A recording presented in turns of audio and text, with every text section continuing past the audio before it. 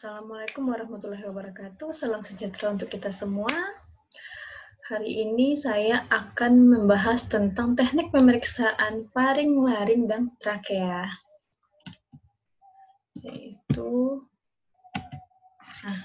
Kita bahas terlebih dahulu anatomi paring. Paring atau namanya TK adalah pipa berotot yang berjalan dari dasar tengkorak hingga esofagus pada ketinggian tulang rawan krikoid.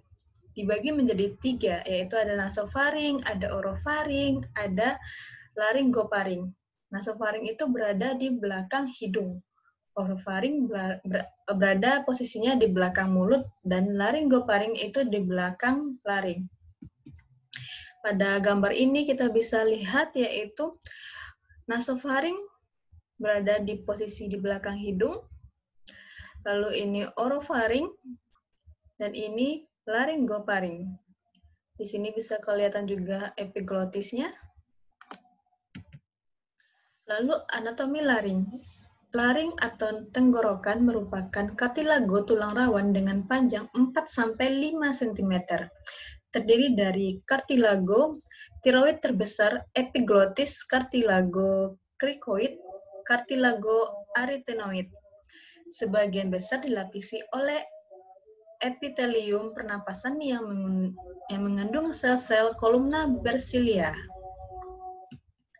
Nah, di sini kita bisa lihat anatominya laring, yaitu ada epiglotis, ada bone, hyoid bone, ada jakun atau Adam's apple di sini.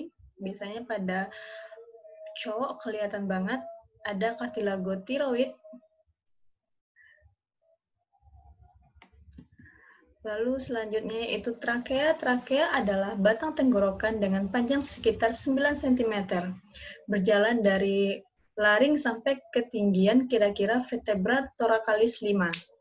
Tersusun atas 16-20 kartilago berbentuk C, dihubungkan satu sama lain oleh jaringan fibrosa. Trakea cervicalis berjalan melalui leher, disilang oleh kelenjar tiroid. Trakea thoracika berjalan melintasi mediastinum belakang sternum. Di sini kita bisa lihat yaitu anatomi tiroid.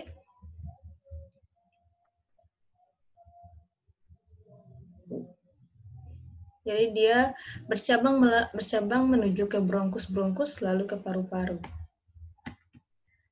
Indikasi pada pemeriksaan ini adalah kanker, tumor, pembesaran kelenjar tiroid, dan metastase.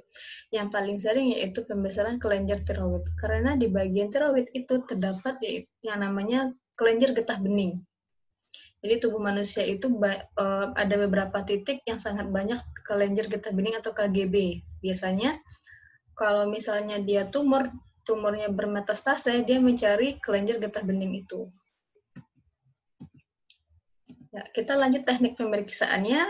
Yang sering digunakan yaitu ada AP dan lateral. Di sini ada paring, laring, dan trakea. Posisinya sama semua, cuma yang membedakan yaitu central point-nya.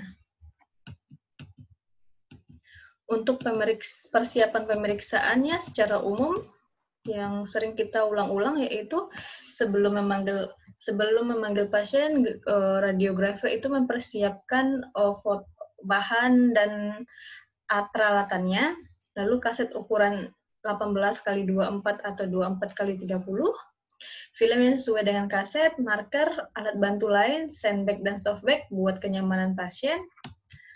Lalu selanjutnya, radiografer memanggil pasien, mempersilahkan pasien masuk dan menyapa, memperkenalkan diri, mencocokkan identitas pasien dengan yang sesuai dengan permintaan foto supaya tidak terjadi misinformasi. Lalu mencocokkan klinis dengan permintaan foto dan meminta pasien untuk melepaskan barang-barang yang mengganggu saat pemeriksaan. Dan menjelaskan kepada pasien tentang posisi dan proyeksi yang akan kita lakukan kepada pasien tersebut. Lalu kita lanjut proyeksinya AP. Jadi AP, paring, dan laring digabung, di trakea berpisah karena central point-nya yang berbeda. Posisi Pasiennya itu supine, duduk atau erect, posisi objek, tempatkan MSP tubuh pada pertengahan grid kaset.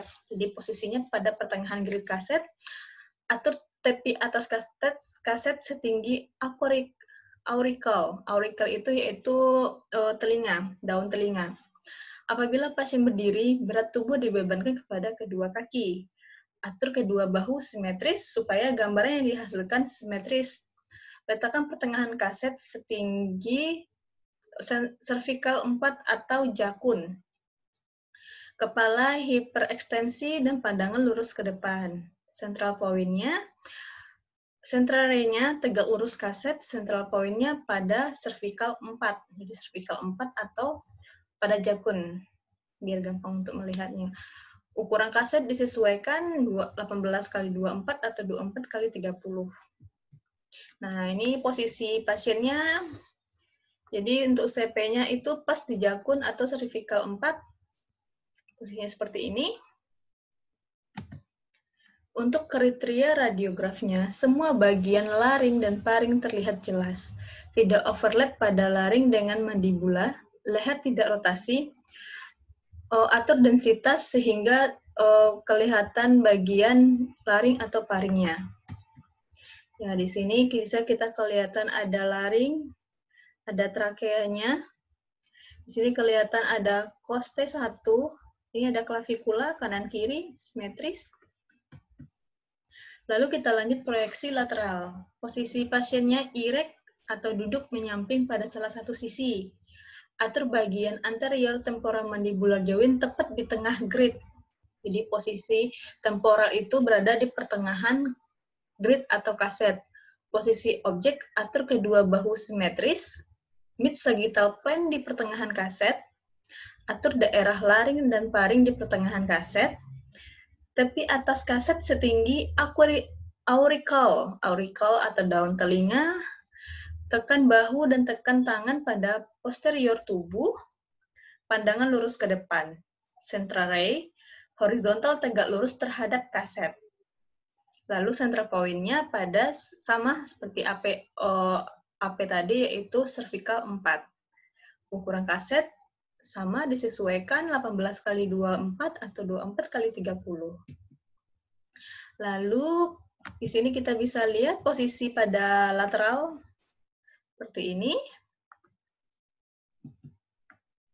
Kriteria radiograf terlihat soft tissue pada struktur paring langear pada paring. Maaf.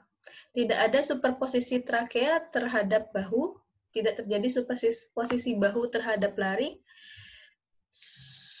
superpos pada bayangan mandibular, gambaran udara pada paring dan laring. Sini kita bisa lihat kelihatan udara. Lalu kita lanjut ke posisi AP trakea, yaitu posisinya sama, supine MSP berada pada pertengahan pemeriksaan, posisi objeknya MS mid sagittal plane perpendikular dengan grid, istirahatkan dagu dengan extension meatal perpendikular terhadap kaset, lalu batas atas kaset 3-4 cm di bawah MAE, meatus acousticus externus. Lalu central point-nya pada torakal 1 dan 2. CR perpendikular dengan kaset dengan FFD 100 cm. Di sini kita bisa lihat proyeksi pada anterior posterior trakea seperti ini. Ya, hasil yang ditemukan yaitu ada laring, ada trakea. Trakea itu posisinya dekat sternum. Lalu kriteria radiografnya tampak udara pada laring dan trakea dari cervical 3 dan torakal 4. Tervisualisasi pada cervical 5. Jadi ini udara ya. Jadi gambaran pemeriksaan pada anatomi radiograf. Kalau warnanya radiolucent itu dia udara biasanya. Terlihat vertebra cervicalis sampai vertebra thoracalis. Lalu kita lanjut ke proyeksi lateral. Posisinya duduk erect tegak Bila memungkinkan, posisi objek letakkan anteriolaring dan trakea sejajar pada servikal dan vertebra torakal. Rotasikan shoulder ke posterior dengan kedua lengan tangan ke bawah, letakkan tangan di belakang tubuh. Central point cervical 6 atau cervical 7 di antara pertengahan prominent di tiroid dan jugular node. Tegak lurus dengan kaset. FFD 100, kriteria radiograf terlihat laring dan paring. Jadi posisinya persis seperti ini. Hampir sama seperti laring paring. Nah, ini bisa kelihatan yaitu kelihatan epiglotisnya. Di sini ada esofagus kelihatan yang terisi udara. Ada trakea. Trakeanya, ada laring, ada trakea. Sampai di sini ada yang ditanyakan. Jika ada yang ingin ditanyakan, ditanyakan langsung ke kolom komentar atau langsung japri saya. Sekian presentasi dari saya. Assalamualaikum warahmatullahi wabarakatuh. Semoga ilmu yang saya berikan bermanfaat untuk kalian semua. Tetap jaga kebersihan, walaupun keluar rumah walaupun udah new normal, tetap melakukan protokol kesehatan. Assalamualaikum warahmatullahi wabarakatuh.